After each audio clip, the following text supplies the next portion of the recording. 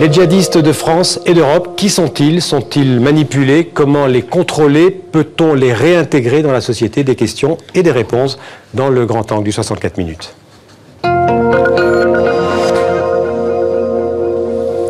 Alors pour en parler avec nous sur le plateau du 64 minutes, d'abord Nathalie Goulet, bonsoir. Bonsoir. Vous êtes sénatrice centriste de l'Orne, vous êtes présidente surtout de la commission d'enquête sénatoriale sur la lutte contre les réseaux djihadistes en France.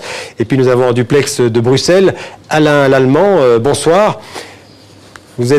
Bonsoir. Vous êtes journaliste, grand reporter au quotidien Le Soir et spécialiste des réseaux criminels et aussi bien sûr islamistes.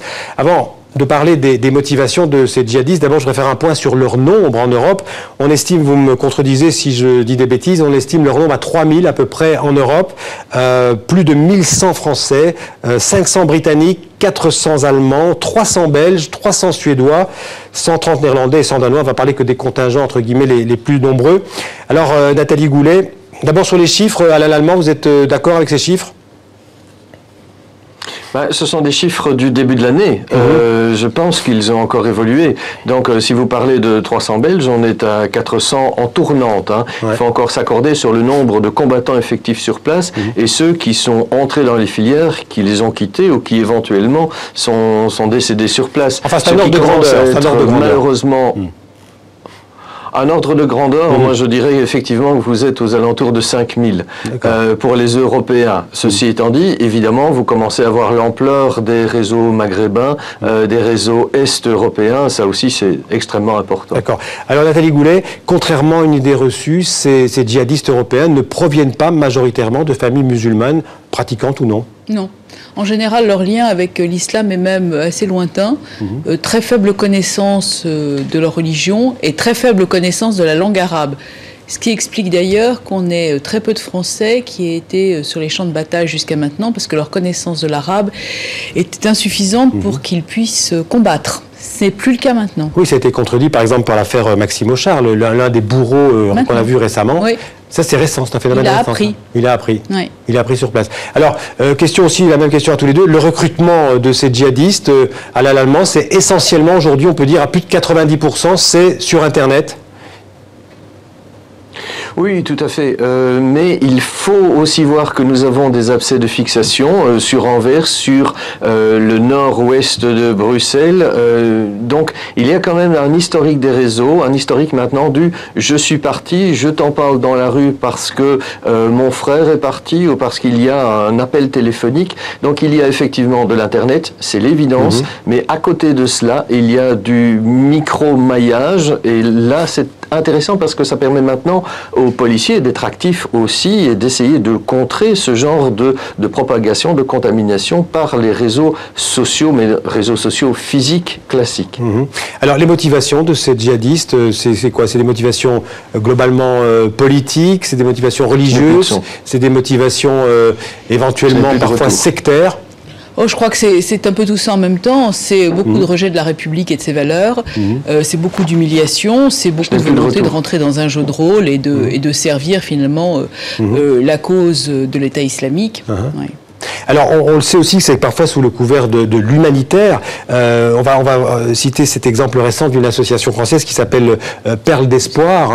Deux de ses dirigeants viennent d'être mis en examen par la justice française pour financement du terrorisme et association. C'est important, la question du financement du terrorisme et association de malfaiteurs en relation avec une entreprise terroriste. On regarde ce sujet, on en parle tout de suite après, un sujet très court. Le visage attendrissant d'un enfant blessé et un joli nom, Perle d'Espoir, pour une association humanitaire dont la mission était de venir en aide aux enfants palestiniens et syriens. L'association, située dans le très chic quartier des Champs-Élysées, lançait des appels aux dons via les réseaux sociaux et aux abords des mosquées franciliennes. La présidente de Perle d'Espoir, mise en examen sous contrôle judiciaire, a pu démontrer que des médicaments et du matériel médical avaient bien été acheminés en Syrie et en Palestine. En revanche, le second mis en examen, un homme de 22 ans, a lui été écroué. Il aurait remis d'importantes sommes d'argent provenant de l'association à des groupes islamistes avant de partir combattre en Syrie.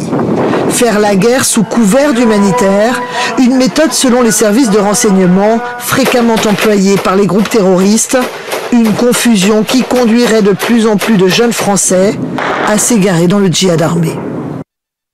Le financement du terrorisme, c'est une question importante, c'est une question sur laquelle d'ailleurs vous vous penchez dans votre commission d'enquête. Oui, beaucoup, puisque le texte de Bernard Cazeneuve que nous... Qui est le ministre de l'Intérieur. Qui est le ministre de l'Intérieur, bien sûr, que nous venons de voter, ne comporte pas de volet financier. Donc c'est évidemment le nerf de la guerre, parce que au-delà des États qui ont la réputation d'avoir soutenu le terrorisme, il y a aussi des petits ruisseaux qui font des grandes rivières, et probablement ce phénomène des associations. Mais vous savez, c'est pas nouveau. Au Kosovo ou en Bosnie, le Croissant Vert et d'autres associations avaient déjà été ciblées. Sous couvert d'humanitaire. Oui, c'est un phénomène assez classique dans les pays où il y a de ce type de problème et où on veut faire naître des poches d'instabilité. Oui. Alain Lallement, dans certains cas, on peut parler vraiment, et je pense que vous l'avez signalé dans plusieurs de vos articles, d'une dérive sectaire dans ces questions djihadistes. Ah, pas du tout. Pas du tout. Justement, en Belgique, on a fait le tour de la question.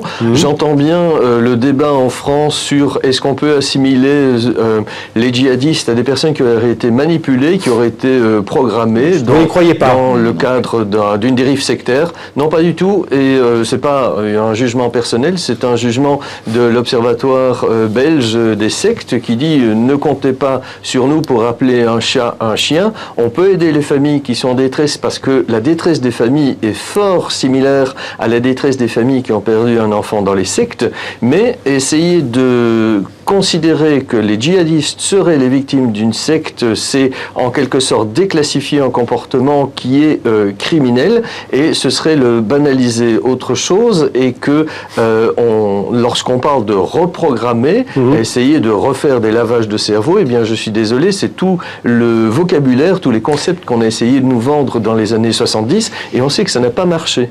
Alors, Alain Lallement, on sait qu'il y a eu l'attentat contre la synagogue de Bruxelles il y a quelques mois. Est-ce que depuis cet attentat, la politique du gouvernement belge a changé en matière de lutte contre le djihadisme ? Oui, totalement, parce que nous avons eu aussi des élections.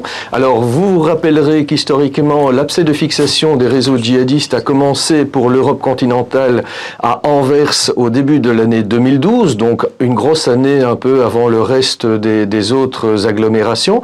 Et là, il y avait un groupe qui s'appelait Sharia for Belgium, et la région anversoise a développé une stratégie qui est perçue comme étant une stratégie très dure, une stratégie de droite, mais qui semble porter ses fruits, qui est de radier systématiquement les djihadistes des registres de population au niveau des communes. À partir de là, ces djihadistes se voient privés de toute allocation, de tout subside, de toute aide de l'État, de toute assistance possible de l'État.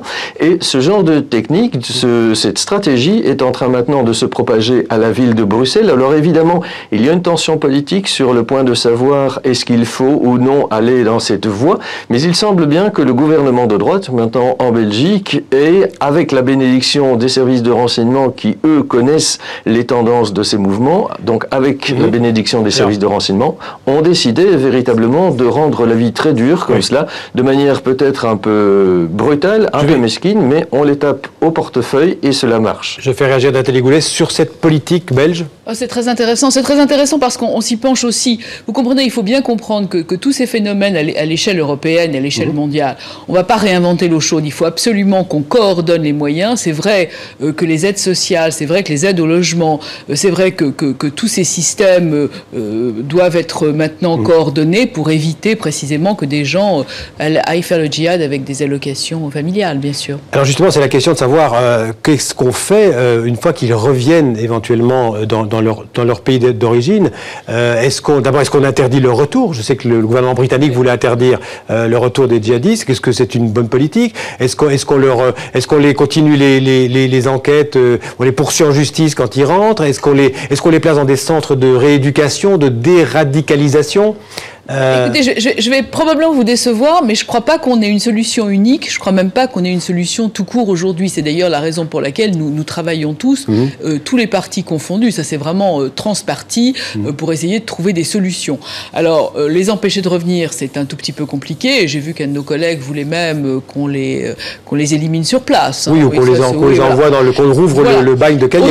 Mais aussi qu'on les élimine physiquement sur place. Ouais. Il y a eu des propositions un peu qui sont tout à fait en contradiction avec l'état de droit de la France, qu'il faut quand même respecter malgré la difficulté. C'est tout aussi le problème de l'équilibre de l'état de droit. Donc, il faut travailler sur la déradicalisation, mais si c'est pour qu'ils aillent en prison, comme le jeune djihadiste qui a été condamné à 7 ans, quand on voit le rapport sur la radicalisation en prison, c'est peut-être pas le meilleur endroit. Donc il faut arriver, si vous voulez, à comprendre les mécanismes qui les font partir. Et il faut traiter au cas par cas, peut-être probablement, parce qu'il y a aussi toute cette partie de gens convertis à l'islam. Vous savez que vous avez maintenant une augmentation de 44% des gens convertis à l'islam. C'est-à-dire que des chrétiens, ce Normands, il y en a aussi dans mon département, il y en a un peu partout, de chrétiens élevés dans la religion chrétienne qui se convertissent à l'islam pour ce djihad. Donc vous comprenez bien que les phénomènes en amont sociologiques et culturels ont une importance majeure. Alain Lallement, comment on gère le retour des djihadistes en Belgique ?